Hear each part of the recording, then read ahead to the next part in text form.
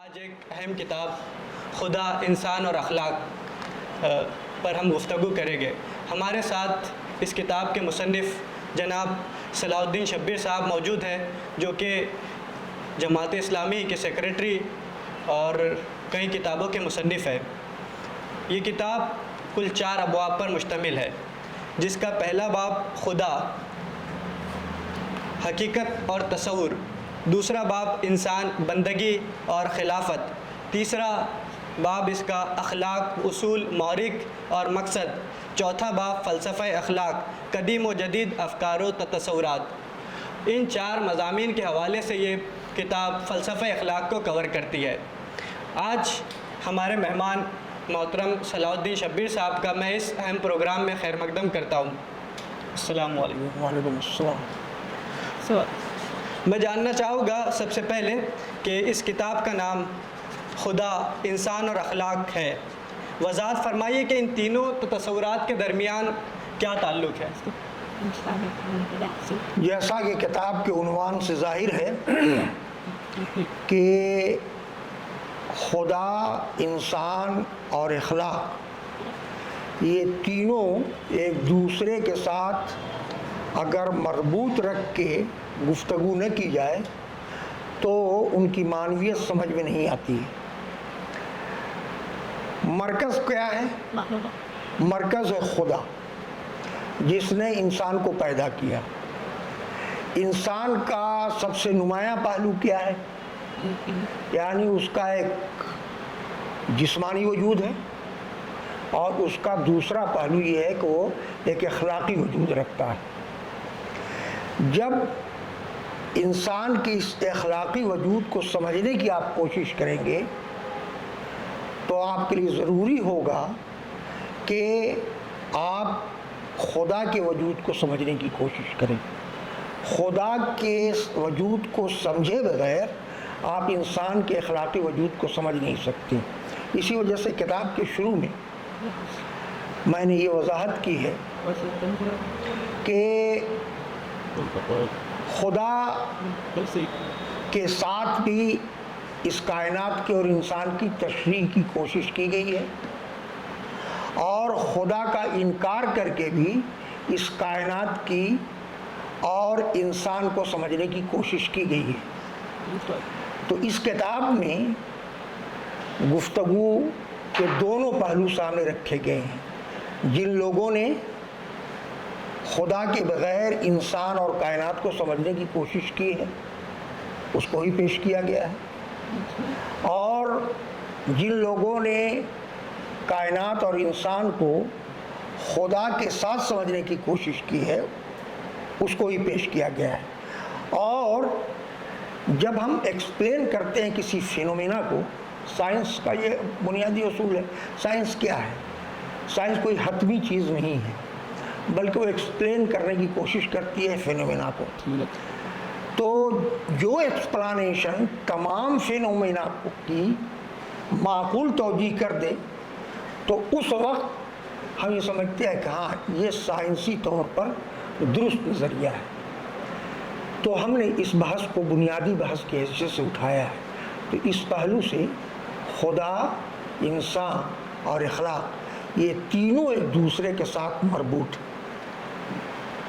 اور جیسے کہ آپ نے بھی اپنے گفتگو میں ذکر کیا، ہم تاریخ کے حوالے سے دیکھتے ہیں مسلم فلاسفہ نے تدبیر منزل، سیاست مدون اور تہذیب اخلاق، خاص طور پہ تہذیب اخلاق کے حوالے سے فلسفہ اخلاق پر اچھی خاصی گفتگو کی ہے۔ تو ان کی گفتگو میں آپ کیا خلا محسوس کرتے ہیں کہ اس موضوع پر جو ہے دوبارہ سر نو کام کرنے کی ضرورت محسوس ہوئی؟ اس میں سر نو میں نے کام نہیں کیا ہے، بلکہ جو کام ہوا ہے اصلاً اس کو عام قاری کے لیے قابل فہم بنانے کی کوشش کی گئی ہے۔ رہا گئی بات یہ کہ خلا، تو کتاب میں آپ دیکھیں گے جہاں پر مسلم معلمین اخلاق کی گفتگو ہے، وہاں یہ بات واضح کی گئی ہے کہ بعض مسلم معلمین اخلاق کے نزدیک اخلاقیات کی گفتگو کا واحد سرچشمہ اللہ تعالیٰ کی ہدایت ہے۔ وہی ہے، قرآن و سنت ہے۔ بعض معلمین اخلاق نے یونانی معلمین اخلاق سے بھی اخذ و کسب کیا ہے، اور اس کی بنیاد پر انہوں نے اخلاق کو سمجھنے، اخلاق کا تعین کرنے میں عقل کی اہمیت پر بھی گفتگو کی ہے۔ تو وہ دونوں بحثیں آپ دیکھیں گے کہ مسلم معلمین اخلاق کی بحث میں موجود ہے۔ تو ایسا محسوس ہوتا ہے کہ یہ بات کہ مسلم معلمین اخلاق نے صرف گویا وحی پر انحصار کیا ہے اور عقل کو بالکل درکنار کیا ہے، ایسا نہیں ہے، یہ ہم نے وضاحت کی ہے۔ جی، اسی طرح فلسفہ اخلاق کے حوالے سے تحریکی حلقے میں بھی ابتدا میں تو مولانا مودودی کا ایک بہت چھوٹا سا کتابچہ ہے لیکن بہت جامع اس پر معلوم ہوتا ہے۔ اسی طرح عبداللہ انصاری صاحب نے بھی فلسفہ اخلاق کو اپنا موضوع بنایا اور کچھ چیزیں انہوں نے بھی لکھی تھی۔ ان کاوشوں کو آپ کس طرح سے دیکھتے ہیں؟ دیکھیے، ہم لوگوں نے تو گویا اخلاق کے سلسلے میں جو روایتی ذہن تھا کہ کچھ چیزیں ہیں، مسکرا کر ملنا، لوگوں سے اچھے طریقے سے، نرم طریقے سے پیش آنا، سچ بولنا، جھوٹ سے گریز کرنا، کچھ روایتی جو ذہن تھا اس پہلو تک تھا۔ مولانا مودودی کے کتابچے کے بعد ہم لوگوں کو یہ بات سمجھ میں آئی کہ اخلاق کا دین کے بنیادی تصور سے کتنا گہرا رشتہ ہے اور اخلاق کا وسیع تر تصور کیا ہے۔ عام طور پر مسلمانوں کے ہاں آپ جو دیکھیں گے اخلاقی تضاد نظر آتا ہے کہ ایک آدمی گھر میں یا مسجد میں اخلاقی اعتبار سے جیسا کچھ نظر آتا ہے، جب دوسروں کے ساتھ معاملات کرتا ہے، ڈیلنگ کرتا ہے، تو ویسا نظر نہیں آتا ہے۔ اسی طرح سے آپ دیکھیں گے کہ عام طور سے مسلمانوں کے ہاں انفرادی اخلاقیات کے جو اسباق اس کو یاد کرا دیے گئے ہیں ان کو تو یاد رکھتا ہے، لیکن اجتماعی اخلاقیات کے جو تقاضے ہیں ان کو پورا نہیں کرتا۔ مولانا مودودی کی کتاب سے پہلی بار سمجھ میں آیا کہ اخلاقیات میں جو یہ تضاد پایا جاتا ہے اس تضاد کے پیچھے وجہ کیا ہے۔ جہاں تک کہ پروفیسر عبدالحق انصاری صاحب کا تعلق ہے، وہ فلسفے کے بھی آدمی ہیں، تصوف کے بھی آدمی ہیں اور اخلاقیات پر بھی انہوں نے گفتگو کی ہے۔ چنانچہ ہم نے ان کے اس مضمون سے جو یونیسکو نے ایک ضخیم جلد میں تمام مسلم اہل علم اور دانشوروں سے اخلاقیات کے مختلف پہلوؤں پر مضامین لکھوائے تھے، ان میں ایک مضمون عبدالحق انصاری صاحب کا بھی ہے جس کو میں نے اس میں ریفر بھی کیا ہے۔ تو ظاہر ہے وہ تو بڑے دانشور تھے اور اخلاقیات کے سلسلے میں انہوں نے تقریباً تمام جو مسلم حکماء اور فلسفی ہیں ان کا مطالعہ کیا تھا، قرآن و سنت پر ان کی راست نگاہ تھی۔ تو ظاہر ہے ان کے مضمون میں بھی اس علمیت کا، اس گہرائی کا عکس نظر آتا ہے۔ آپ حضرات کو بھی وہ خاص طور سے ان کے اس مضمون کو جس کو ہم نے ریفر کیا ہے اس کو پڑھنا چاہیے۔ اور تحریک کے باہر بھی جب ہم دیکھتے ہیں بر صغیر میں ایک بڑی تاریخ رہی ہے مسلمانوں کی، فلسفہ اخلاق کے حوالے سے بھی بہت ساری چیزیں آئی ہیں۔ ابھی جدید تحقیق کے مطابق یہ بات سامنے آتی ہے کہ کشف المحجوب جو کہ تصوف کی پہلی باقاعدہ تصنیف شمار کی جاتی ہے، اس کو جو ہے فلسفہ اخلاق کا ماسٹر پیس قرار دیا جاتا ہے، تو اس دعوے کو آپ کیسے دیکھتے ہیں؟ دیکھیے، کشف المحجوب ہو یا امام غزالی کی اخلاقیات پر کتابیں ہوں یا دیگر لوگوں کی، ان کے یہاں انسان کے جو باطنی پہلو ہیں اور اس کا اظہار جس طرح سے اخلاق کی صورت میں، اخلاق کیا ہے؟ برتاؤ کا نام ہے، تو جو ہوتا ہے تو وہ ان بحثوں کو الگ الگ نہیں کرتے ہیں، وہ انسان کے قلبی کیفیت کو، اس کے اندر اٹھنے والے خیالات کو اور رویوں میں ان کا جو اظہار ہوتا ہے ان سب کو ایک ہی بحث میں سمیٹتے ہیں۔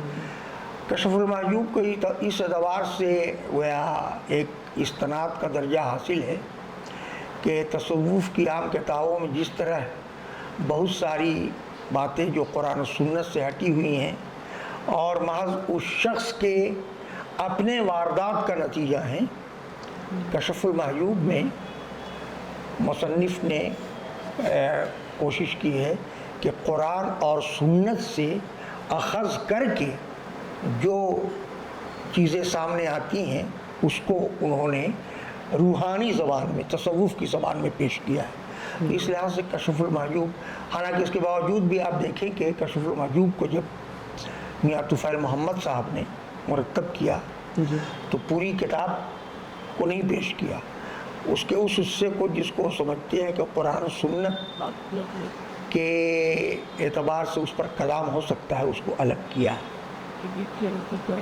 جی، اسی طرح یہ کتاب کو جب ہم دیکھتے ہیں تو اس کتاب کا پہلا مضمون جو ہے خدا، حقیقت اور تصور، اس میں اس تصور خدا جو ہے توحید، شرک، تشکیک اور الحاد اس تناظر میں پیش کیا گیا ہے۔ مختلف تہذیب و فکری روایات میں تصور خدا کے بارے میں اتنا اختلاف کیوں رونما ہوا؟ یہ ایک سوال جو ہے سامنے یہ تو میں نے شروع ہی میں اس پر روشنی ڈالی ہے کہ تین چیزیں ایسی ہیں جس کا انسان انکار نہیں کرتا ہے، اپنے وجود کا انکار نہیں کرتا، اور یہ جو حیات و موت کا سلسلہ ہے اس کا بھی انکار نہیں کرتا ہے، اور جس کائنات میں وہ رہ رہا ہے، جن مظاہر کائنات کو دیکھتا ہے اس کا بھی انکار نہیں کرتا ہے۔ اب یہ تین بڑے فینومینا ہیں، ان کی وضاحت چاہتا ہے انسان کا دماغ ان کو دیکھ کر بے شمار سوالوں کی آماجگاہ بنتا ہے، بہت سارے سوال اس کے ذہن میں اٹھتے ہیں، تو آپ اگر ان تمام سوالوں کو اکٹھا کریں گے تو آپ کو محسوس ہوگا کہ کچھ لوگوں نے اس مخلوقات کے اس پورے نظام کو خدا کے بغیر سمجھنے کی کوشش کی ہے، اور دوسرا گروہ وہ نظر آئے گا جنہوں نے خدا کے ساتھ اس کو سمجھنے کی کوشش کی ہے۔ جنہوں نے خدا کے بغیر سمجھنے کی کوشش کی ہے ان کے یہاں خدا کے سلسلے میں دو رویے پائے جاتے ہیں، دو رجحان پائے جاتے ہیں۔ ایک رجحان تو یہ ہے کہ مذہبی یقین کے ساتھ خدا کا انکار، جسے الحاد ہم کہتے ہیں، کہ ہاں مجھے یقین ہے کہ خدا نہیں ہے۔ دوسرا رویہ تشکیک کا ہے کہ خدا ہو بھی سکتا ہے، نہیں بھی ہو سکتا ہے، وہ ہمارے حیط عقل سے باہر ہے، ہماری عقل سے باہر کی وہ چیز ہے، اس لیے نہ تو ہم کلی طور پر انکار کر رہے ہیں اور نہ تو ہم اس کا اقرار کر رہے ہیں، اس لیے کہ جب عقل اس کو پکڑ ہی نہیں رہی ہے تو ہم اس بحث میں کیوں پڑیں کہ خدا ہے یا نہیں ہے۔ لیکن یہ دونوں ایک گروپ میں اس وجہ سے آتے ہیں کہ اپنے رویے کے اعتبار سے یہ منکر خدا کی طرح ہی اسٹینڈ لیتے ہیں، اس لیے کہ ایک آدمی خدا کے سلسلے میں تشکیک میں مبتلا ہے تو اپنے رویے میں وہ خدا کو تو جگہ دینے کے لیے تیار نہیں ہوگا، اور جس نے انکار کر دیا وہ بھی نہیں جگہ دے گا۔ دوسرا گروہ وہ ہے جو یہ سمجھتا ہے کہ نہیں، جو کچھ نظر آ رہا ہے یہی سب کچھ نہیں ہے، اس سے ماورا کوئی بڑی حقیقت ہے۔ ٹھیک ہے کہ وہ بڑی حقیقت ہمارے حواس اور ہماری عقل سے پرے ہے۔ تو یہ لوگ وہ ہیں جو اس مطلق ہستی کا کوئی نہ کوئی تصور رکھتے ہیں، لیکن ان کو بھی اگر آپ دیکھیں گے کہ دو گروپ میں بانٹ سکتے ہیں. ایک وہ ہے جو یہ سمجھتا ہے کہ بس ایک ہی مطلق ہستی ہے جس نے اس پوری کائنات کو، انسان کو بنایا ہے. اور دوسرا وہ ہے جو یہ سمجھتا ہے کہ مختلف جو فینومینا نظر آ رہے ہیں ان سب کا ایک خدا ہے. بادل کا کوئی خدا ہے، بجلی کا کوئی خدا ہے، رزق کا کوئی خدا ہے، قحط کا کوئی خدا ہے. اس لیے کہ مختلف فینومینا ہے جو ایک دوسرے کے بالکل مخالف ہیں. تو انہیں یہ لگتا ہے کہ ایک ہی خدا کے تصور سے یہ چیز ایکسپلین نہیں ہو پائے گی. کسی کو غضبناک خدا کے حوالے کرنا چاہیے کہ وہ ڈیل کر رہا ہے، کسی کو بہت رحم دل خدا کے حوالے کرنا چاہیے کہ وہ ڈیل کر رہا ہے. تو اس سے ان کو یہ لگتا ہے کہ ایکسپلین ہو رہا ہے. تو اب دوسرا جو حصہ بنتا ہے خدا کو ماننے والا، یا تو توحید کو ماننے والا ہوتا ہے یا شرک کو ماننے والا ہوتا ہے. تو اس طرح سے اس پورے فینومینا کو ایکسپلین کرنے کے سلسلے میں 4 رجحانات اور 4 رویے سامنے آتے ہیں. جیسے کہ الحاد کی ابھی بات بھی آئی ہے، اس میں الحاد کے مختلف آرگومنٹ رہے. اس میں سے ایک آرگومنٹ ان کا یہ بھی ہے کہ اخلاق کا جو نظام ہے اس کے قیام کے لیے مذہب کی ضرورت نہیں ہے. یعنی آپ نے اپنی کتاب میں بھی اس کی طرف اشارہ کیا ہے، تو اس حوالے سے اس پر روشنی ڈالیے گا. کہ یہ میں نے کتاب کے اس حصے میں جو کچھ کہا ہے، میرا خیال ہے کہ آپ لوگوں نے اگر پڑھا ہے تو اس پر آپ کی نگاہ گئی ہوگی کہ دیکھیں کہ میں نے یہ بات بتائی ہے کہ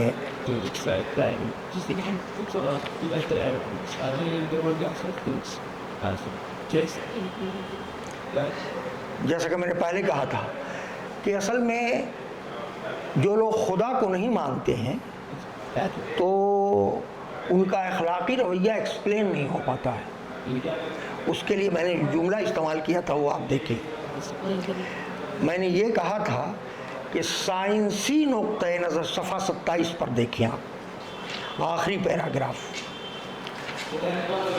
پیراگراف کا بھی اوپر کا جملہ ہم چھوڑ رہے ہیں. سائنسی نقطۂ نظر سے الحادی فکر اور اخلاقی طرز عمل کے درمیان معکوسی مساوات، انورس ایکویشن پائی جاتی ہے. آپ لوگ جدید طالب علم ہیں، اس لیے انورس ایکویشن کا معنی اچھی طرح سمجھتے ہیں. ٹھیک اسی طرح جیسے توحیدی فکر اور غیر اخلاقی طرز عمل کے مابین تضاد، انکنسسٹنسی پائی جاتی ہے. ان دونوں تضادات، جو یہ پیراڈوکس ہے کہ ایک آدمی خدا کا منکر ہو اور اس کے باوجود اخلاقی لحاظ سے اچھا ہو، ایک آدمی ایک خدا پر یقین رکھنے والا ہو اور اس کے بعد باوجود اخلاقی اعتبار سے پست ہو، یہ تو تضاد ہے نا. اور یہ تضاد تو پایا جاتا ہے. یعنی آپ یہ نہیں انکار کر سکتے ہیں کہ جو لوگ خدا کو ماننے والے ہیں، ایک خدا کو ماننے والے ہیں، ان کی زندگی میں بعض لحاظ سے جو لوگ خدا کا انکار کرنے والے ہیں اس سے بھی زیادہ بگاڑ پایا جاتا ہے اخلاقی اعتبار سے. ٹھیک ہے، الٹا بھی ہے، اچھے بھی پائے جاتے ہیں. ٹھیک اسی طرح سے جو خدا کا انکار کرنے والے ہیں ان کے ہاں بہت با اخلاق لوگ، یعنی اخلاق کے جو پیرامیٹرز آپ طے کر لیں ان میں بہت اچھے پائے جاتے ہیں. ٹھیک ہے، برے بھی پائے جاتے ہیں لیکن اچھے پائے جاتے ہیں. تو یہ ایک تو پیراڈوکس ہے نا کہ آخر یہ بات کیا ہوئی. تو پھر خدا کو ماننا اور خدا کو نہ ماننا اخلاقی اعتبار سے کیا فرق پیدا کر رہا ہے. تو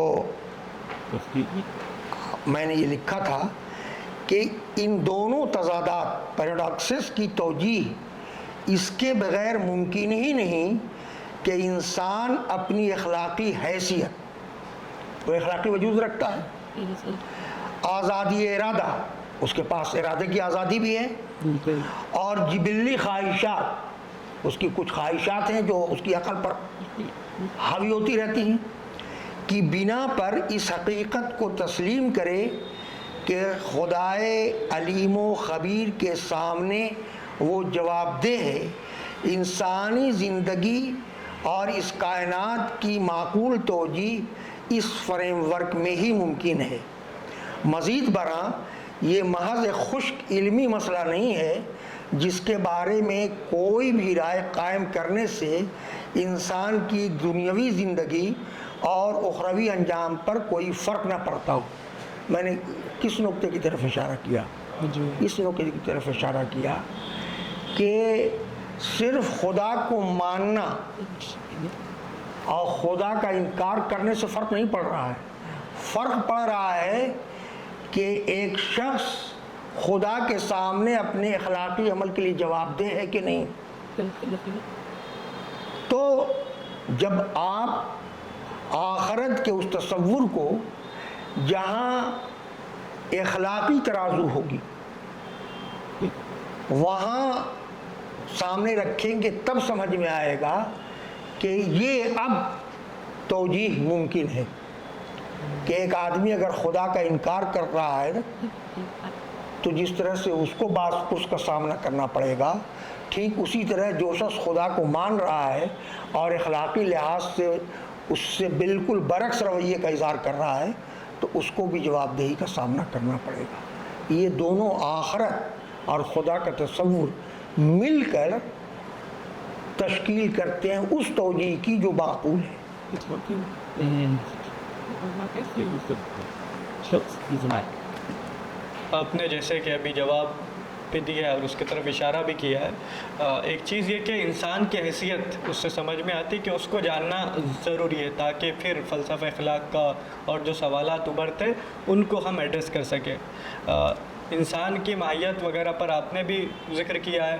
ہم دیکھتے ہیں کہ جدید سائنس اور فلسفے حلقے میں آج یہ موضوع اس طرح سے اٹھایا جاتا ہے کہ انسان جو ہے وہ جس طرح دوسرے حیوانات ہیں انہی کی ترقی یافتہ ایک شکل ہے۔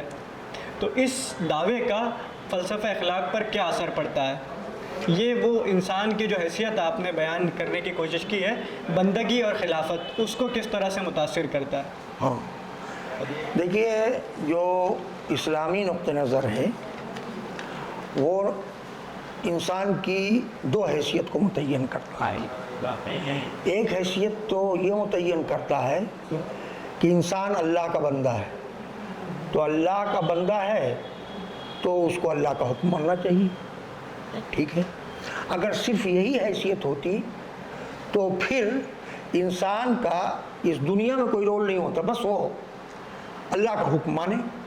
لیکن اسی کے ساتھ ساتھ اس کی دوسری حیثیت خلافت کی ہے، یعنی اس کی ذمہ داری یہ بھی ہے کہ اس دنیا کو اس طرح چلائے جیسا اللہ چاہتا ہے، اجتماعی زندگی۔ اب رہ گئی بات وہ جو آپ نے کہی کہ جدید جو مفکرین ہیں انہوں نے پہلے تو انسان کی نوعیت کو طے کرنے کے سلسلے میں جو اس کے جسمانی ارتقاء کا تصور تھا، یعنی تمام حیوانات کا ارتقاء ہوا ہے، اس پر سائنسی بحثیں کی گئی ہیں، تو اس پہلو کو سامنے رکھتے ہوئے انہوں نے انسان کے صرف جسمانی ارتقاء پر گفتگو نہیں کی بلکہ اس کے اخلاقی وجود کے سلسلے میں بھی وہ اسی فلسفے سے نتیجہ اخذ کرنے کی کوشش کرتے رہے۔ لیکن وہ کوشش اس وجہ سے ناکام ہے کہ انسان کے اندر اگر آپ دیکھیں تو اس کی جسمانی ضروریات کو پورا کرنے کے لیے انسٹنکٹ پایا جاتا ہے، کافی ہے وہ، بھوک لگے گی کھانا کھا لیں گے، پیاس لگے گی پانی پی لیں گے، اور اسی طرح کی جتنی بھی انسٹنکٹس جانوروں میں ہوتی ہیں وہ انہیں گائیڈ کرتی ہیں اور اس کے تحت وہ اپنی زندگی گزار لیتے ہیں، پوری زندگی گزار لیتے ہیں۔ تو انسان بھی اپنی جسمانی زندگی پوری طرح سے گزار سکتا ہے اس کے ذریعہ، لیکن پتہ یہ چلتا ہے کہ انسان اتنے پر نہیں رکتا ہے، اس کے بعد اس کے پاس عقل بھی ہے۔ آپ کہیں گے کہ کچھ نہ کچھ عقل تو حیوانات کے پاس بھی ہے، لیکن دونوں کی عقل میں فرق کیا ہے؟ انسانی عقل علم میں اضافہ کرتی رہتی ہے، یعنی 1000 سال پہلے انسانی عقل کے پاس جو معلومات جمع ہوئیں تو انسانی عقل نے صدیاں گزرتے ہوئے ہر صدی میں اس علم میں مسلسل اضافہ کیا، اور یہ اس اضافے کا سلسلہ آج بھی جاری ہے۔ لیکن جو جانور ہے وہ 10,000 سال پہلے جس طرح انسٹنکٹ کے ذریعے اپنی زندگی گزار رہا تھا اسی سطح پر آج بھی زندگی گزار رہا ہے۔ تو دوسری چیز یہ پتہ چلتی ہے کہ انسان کے اندر جانور سے مختلف ایک چیز ایسی ہے جسے ہم کہتے ہیں کہ وہ اپنی عقل سے انڈکشن اینڈ ڈیڈکشن کا پروسیس شروع کرتا ہے اور نئے علم کا اضافہ کرتا ہے۔ تیسری چیز بھی انسان کے اندر نظر آتی ہے، اور وہ یہ نظر آتی ہے کہ اس کے جذبات بھی ہیں، یعنی انسان صرف ایک منطقی کی طرح 2 اور 2 4 کی طرح فیصلے نہیں کرتا ہے، بہت سے فیصلے وہ اپنے جذبات سے کرتا ہے۔ یعنی کسی نے اس کو گالی دی اور وہ کمزور پوزیشن میں ہے تو عقل تو یہ کہتی ہے کہ وہ خاموشی سے گزر جائے، لیکن ایسا ہمیشہ ہوتا نہیں ہے، وہ اپنے سے زیادہ طاقتور سے لڑ جاتا ہے اور اس میں نقصان بھی اٹھاتا ہے۔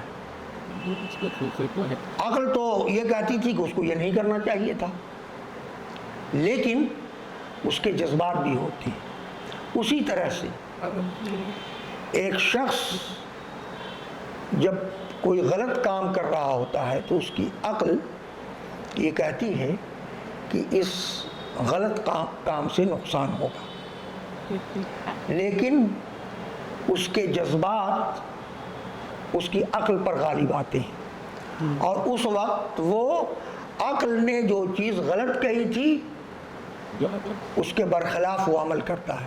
اس کا مطلب ہے کہ انسان کے اندر صرف ریشنل ایلیمنٹ نہیں ہے بلکہ ایموشنل ایلیمنٹ بھی ہے۔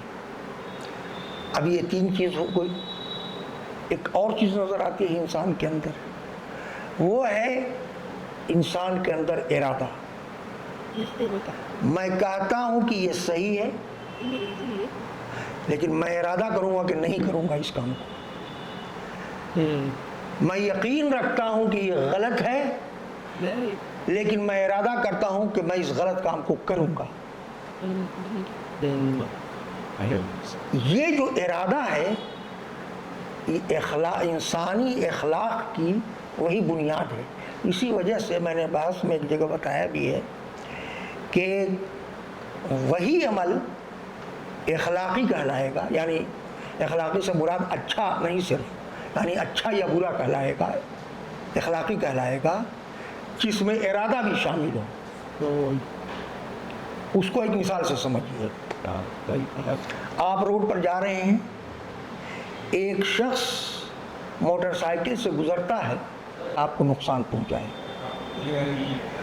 اور سائیڈ میں کیچڑ ہے اور اس کی گاڑی اس سے گزرتی ہے، اس کا چھینٹا آپ پر پڑتا ہے، کیا اس کا اس طرح سے چھینٹا آپ کے لباس کو گندا کر دینا، اس پر کیا اخلاقی کا حکم لگایا جا سکتا ہے؟ نہیں لگایا جا سکتا، اس لیے کہ اس کے پیچھے ارادہ نہیں ہے۔ جب آدمی ارادے کو استعمال کرتے ہوئے، اور ارادے میں بھی معلمین اخلاق نے کہا کہ وہ ارادہ آزاد ہونا چاہیے، ایک شخص اپنے ارادے سے آپ کو تھپڑ مارتا ہے تو آپ کہیں گے کہ یہ اس کا اخلاقی عمل ہے، یعنی بد اخلاقی کا عمل ہے، یعنی اس پر اخلاق کا کے پیمانے سے اس کو جانچنے کی کوشش کریں گے۔ ایک شخص کے سینے پر ریوالور رکھ دیا گیا اور کہا گیا کہ تم اپنی بیٹی کو تھپڑ مارو. ہو سکتا ہے بعض لوگ ایسے ہو سکتے ہیں کہ اپنی جان دے دیں لیکن بیٹی پر تھپڑ نہ اٹھائیں. لیکن ایسے لوگ بھی ہو سکتے ہیں کہ اس خوف سے اور اس دباؤ سے بیٹی پر وہ تھپڑ مارے. اب اگر کوئی شخص صرف یہ اسٹیٹمنٹ دے کہ فلاں شخص نے اپنی بیٹی کو تھپڑ مارا تو وہ اخلاقی کیٹیگری میں آ جائے گا. لیکن اگر اس کو پوری سچویشن بتائی جائے کہ اس نے اپنے آزاد ارادے سے نہیں ایسا کیا تو اس پر اخلاقی ججمنٹ نہیں لگایا جائے گا. یہ ہے انسان کے اخلاقی وجود، اس کے ارادے، اس کی عقل اور اس کی جذبات کے نتیجے میں جو شخصیت وجود میں آ جاتی ہے وہ حیوانی اعتبار سے دیگر حیوانات سے مماثل ہونے کے باوجود بالکل الگ ہے. گویا کہ انسان صرف ایک جبلی مخلوق نہیں ہے بلکہ اس میں عقل، جذبات اور ارادہ آزادی ہے جو اسے ممتاز کرتی ہے اور اس کا جو مقصد ہے بندگی اور خلافت اس کو سمجھاتی ہے. اسی طرح جہاں بھی فلسفہ اخلاق کی بات ہوتی ہے ہر جگہ یہ سوال ایڈریس کیا جاتا ہے. آپ نے بھی اس کو ایڈریس کیا ہے کہ جو فلسفہ اخلاق ہے اس کی جو قدریں ہے یہ مستقل، دائمی اور یونیورسل ہے یا یہ حالات، تہذیب اور وقت کے ساتھ میں تبدیل ہوتی ہے؟ اس پر گفتگو آپ پڑھیں گے تو آپ دیکھیں گے کہ بعض اخلاقی قدریں ہر زمانے میں اور ہر قوم میں آپ کو یکساں نظر آئیں گی. تو جو یکساں نظر آتی ہیں تو ایسا احساس ہوتا ہے کہ یہ یونیورسل ہے. لیکن آپ دیکھیں گے کہ ایک زمانے میں یا کسی ایک معاشرے میں ایک اخلاقی قدر ہے، دوسرے معاشرے میں دوسری اخلاقی قدر ہے، تو آپ کو لگتا ہے کہ یونیورسل نہیں ہے بلکہ یہ اضافی ہے نا. تو یہ جو گویا دو طرح کا سینیریو سامنے آتا ہے اس کی وجہ کیا ہے؟ اس کی وجہ یہ ہے کہ آپ جب خدا اور اس کی ہدایت کو بیچ سے نکال دیں تو اخلاقی قدروں میں ہونے والی تبدیلیاں منحصر ہو جائیں گی زمان اور مکان پر. یعنی بدلتے ہوئے حالات اور مختلف تہذیبیں اور انسانی گروہ ان کے لحاظ سے جو تبدیلیاں ہیں ان کی بنیاد پر آپ کہیں گے کہ ہاں یہ اخلاقی قدروں کو ہم یونیورسل اور مستقل نہیں پائیدار نہیں مان سکتے. لیکن جب خدائی ہدایت کی بنیاد پر اس کی تشریح کریں گے تو آپ کو اخلاقی قدریں بدلنے کے باوجود یونیورسل اور پائیدار نظر آئیں گی.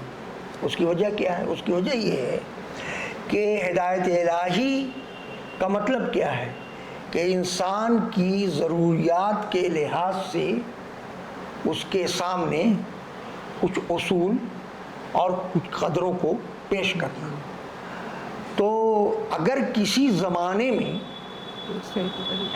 اس بات کی جس کی میں نے مثال بھی دی ہے، کسی زمانے میں جب صرف آدم و حوا تھے اور انسانی نسل کو بڑھنا تھا تو اس وقت کی اخلاقی قدر اللہ تعالیٰ نے کیا طے کی؟ طے یہ کی کہ بھائی اور بہن وہی کہلائیں گے جو ایک ساتھ پیدا ہوئے ہیں. اب جو دوسرے ایک سال کے بعد پیدا ہوئے ہیں وہ اس طرح سے بھائی اور بہن کے رشتے میں نہیں بندھیں گے. تو اس کی شادی اس سے ہوگی، اس کی شادی اس سے ہوگی. ایک مرحلہ ہے. لیکن یہ قدر تو جیسے ہی انسانی آبادی پہلی بدل گئی اللہ تعالیٰ نے بدل دی. اب जो कदरें तय की गई उस एक्सटेंडेड फैमिली को सामने रख के। उसी तरह से आप देखेंगे कि अखलाकी कदरों में दो कदरें हैं, दोनों के तकाज़ों को एक वक्त निभाना मुश्किल होता है, जिसकी मैंने मिसाल भी दी है कि मुसावात का तकाज़ा ये है कि लड़के और लड़की दोनों का हिस्सा बराबर हो, और जिम्मेदारी का तकाज़ा ये है कि जिसकी जिम्मेदारी जितना ज़्यादा हो उसी प्रोपोर्शन में उसका हिस्सा हो। अब ये इन दोनों को निभाना है तो किस एंगल से निभाएंगे? तो इन सब सवालों का जवाब हिदायत इलाही को तस्लीम किए बगैर अखलाक में और उसको फ़ैसला कुन माने बगैर हो नहीं सकता है। इसी वजह से मुस्लिम मौलवीन अखलाक में, इसमें मैंने हवाला दिया मौलाना अय्यूब देहलवी का। मौलाना अय्यूब देहलवी से बहुत कम लोग वाकिफ़ हैं, लेकिन मौलाना अय्यूब देहलवी पाकिस्तान हिजरत कर गए थे, कपड़े का कारोबार करते थे और इल्मी गहराई इतनी थी कि जर्मनी का एक फ़लसफ़ी आया और उसको फ़लसफ़े के एक मसले में उसका जहन उलझा हुआ था कि इसका कोई हल नहीं है, और उस पर उसने बेशुमार दलाइल जमा कर रखे थे। तो अय्यूब देहलवी ने उसको अपने घर पर बुलाया और कहा कि पेश करो। पेश किया और उन्होंने उसका जवाब दिया। उसके बाद वो गया और कहा कि मेरे सारे उलझने मौलाना अय्यूब देहलवी ने दूर कर दी। तो मैंने ये तमहीदन इस वजह से कि आप में से जिन लोगों ने मौलाना अय्यूब देहलवी को नहीं पढ़ा है तो एक सरसरी तारुफ हो जाए। एक साहब के मुताबिक तो जो जावेद साहब का वीडियो तो आप लोग देखते होंगे, पाकिस्तान वाले जो हैं, क्या नाम है पूरा? अहमद जावेद। अहमद जावेद साहब। उनका तो ख्याल ये है कि शाह वलील्लाह से भी ज़्यादा गहराई थी उनके इल्म में, उनका ख्याल है। मैंने चूँकि पूरी तरह से पढ़ा नहीं, इसलिए मैं इस पर कोई अपनी राय नहीं पेश कर रहा हूँ। उन्होंने एक बात लिखी है कि किसी अमल के सिलसिले में वो अक़ली तौर पर इखलाक़न दुरुस्त है, वो है दुनिया में उसके असरात के एतबार से, और वही के एतबार से वो दुरुस्त है तो उसका एतबार होगा आखिरत में होने वाले असरात के एतबार से। एक अमल आपने किया, उसका दुनिया में अच्छा असर पड़ता है, अक़ली एतबार से वो इखलाक़ी अमल दुरुस्त की कैटेगरी में डाला जाएगा। लेकिन ये ज़रूरी नहीं है कि वो अमल आखिरत में भी सही असरात डाले, तो वो वही के एतबार से वो इखलाक़ी अमल गलत करार दिया जाएगा। लेकिन उन्होंने मिसाल दी है कि ऐसा भी हो सकता है कि एक इखलाक़ी अमल दुनियावी एतबार से भी दुरुस्त हो और अखरवी एतबार से भी दुरुस्त हो, तो कहा जाएगा कि अक़लन भी ये दुरुस्त है और हिदायत इलाही के एतबार से भी दुरुस्त है। और एक के अखलाक़ी अमल के असरात दुनियावी एतबार से गलत हो और अखलाक़ी और उखरवी एतबार से भी उसके असरात गलत हों, तो कहा जाएगा कि यहाँ पर अक़ल और वही दोनों का फ़ैसला एक ही है, लेकिन तज़ाद भी हो सकता है। तो ये जो आपको बहस मिलती है अखलाक के सिलसिले में, ये सारी बहसें कि ये यूनिवर्सल है, मुस्तकिल है, इन सब के सिलसिले में असलन इंसान के रुझान पर डिपेंड करता है। मैंने एक और बात की तरफ भी इशारा किया है कि बाज़ मरतबा हम समझते हैं कि अखलाकी कदर बदल गई है और कह देते हैं कि अखलाकी कदर तो बदलती रहती है, हालांकि अखलाकी कदर नहीं बदली है, उसका मैनिफेस्टेशन बदला है। मसलन جب ایگریرین سوسائٹی تھی تو ماں باپ کی خدمت اور ان کی فرمانبرداری کا مطلب کیا تھا؟ صبح اٹھے، سلام کیا، وہ ان کی ضرورت کا سامان لا کر کے دیا، ان سے بیٹھ کے بات چیت کی۔ اب یہ نظام تو درم برم ہو گیا۔ اب کیا ہوتا ہے؟ اب لندن سے بیٹا فون پر بات کرتا ہے اور وہ بینک کے تھرو ان کو کیش بھیجتا ہے، اور ان کے علاج معالجے کے لیے کسی ڈاکٹر سے کانٹیکٹ کرتا ہے کہ میرے والد کو یہ مرض ذرا دیکھ لیجیے۔ تو ماں باپ کی فرمانبرداری کی قدر نہیں بدلی ہے، اس کا مینیفیسٹیشن بدل گیا ہے۔ ہم سمجھتے ہیں کہ قدر ہی بدل گئی، قدر نہیں بدلی۔ یہ بہت اہم نکتہ عام طور پہ اس حوالے سے گڑبڑ ہو جاتی ہے۔ ابھی جیسے کہ آپ نے ذکر کیا تھا مولانا ایوب دہلوی کا، ہم بھی جب کتاب دیکھیں تو یہ چیز سامنے آئے کہ گمنام تو نام ہے، بہرحال ایون اتنا کہ ابھی کچھ سال پہلے یا انہی دنوں میں ایک کتاب آتی ہے جو بر صغیر کی کلامی روایت پر، لیکن اس میں ہونا تو یوں چاہیے تھا کہ ان کے کام کا تذکرہ ہوتا لیکن نام تک نہیں ہوتا۔ ہاں، بہت گمنام شخصیت رہے۔ تو یہی ایک سوال کہ ان تک آپ کی رسائی کیسے ہوئی ہے مولانا تک؟ اتفاقاً، یعنی احمد جاوید صاحب نے جب تذکرہ کیا تو تجسس ہوا کہ ذرا تلاش کریں ان کی کتاب، تو ان کی کتاب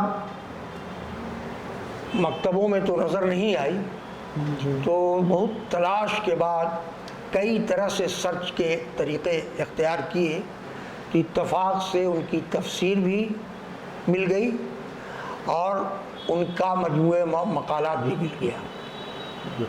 تو گویا اس اتفاق نے ان کی کتاب تک رسائی فراہم کی اور میں نے اس کو پڑھا۔ مولانا جیسے کہ آپ نے آخری جو باب ہے، اس باب میں قدیم و جدید جو تصورات ہے اخلاق کے حوالے سے ان کو ذکر کیا ہے، لیکن اس میں ہم دیکھتے ہیں کہ ہندو فلسفہ اخلاق، یہ کہ ایک اس کی بھی بحثیں بہت ٹھوس بنیادیں اس کی جو بھی رہی ہے، لیکن اس کو آپ نے ذکر نہیں کیا، تو یہ دانستہ فیصلہ تھا یا آپ نے ضروری نہیں سمجھا اس کو کہ ذکر کیا؟ دیکھیے، دانستہ تو نہیں تھا، لیکن کوئی کتاب بھی آل کمپریہنسو ہو جائے اس کے لیے گویا طویل ریسرچ کی ضرورت ہوتی ہے۔ اس کتاب کو تیار کرنے کے سلسلے میں جو گویا محرک بنا، رفیق منزل میں ایک مضمون اخلاقیات پر شائع ان لوگوں نے مانگا تھا، میں نے دیا۔ جب وہ مضمون شائع ہوا تو آپ کے نوفل نے کہا کہ ایسا ہے کہ اگر اس پر کوئی ایک کتابچہ تیار ہو جائے جو بنیادی مباحث کو پیش کرے تو اس پر غور و فکر کرنے سے جو سوالات ذہن میں میرے سامنے آئے اور مطالعے کے دوران دوسروں نے جن سوالوں سے بحث کی ہے ان سب کو غور کرتے ہوئے اور دوسروں کے گویا جو اہم مقالات یا کتابیں تھیں اس کو بھی سامنے رکھتے ہوئے میں نے اس کتاب کو تیار کرنے کی کوشش کی تاکہ ایک گویا کم صفحات میں 80-90 صفحات میں چیز ایسی آ جائے کہ جس کی بنیاد پر جن طلباء کو شوق ہو اس پر مزید پڑھیں۔ یہ صحیح ہے کہ میں نے گویا اسلامی روایت کا تذکرہ کیا ہے، یہودی روایت کا بھی مختصر سا تذکرہ کیا ہے، عیسائی روایت کا بھی کیا ہے اور جدید مفکرین کا بھی کیا ہے، لیکن ہندو روایت کا تذکرہ اس میں نہیں ہے۔ تو آپ حضرات اس پر غور کریں اور آئندہ اضافہ کرنے کی کوشش کریں۔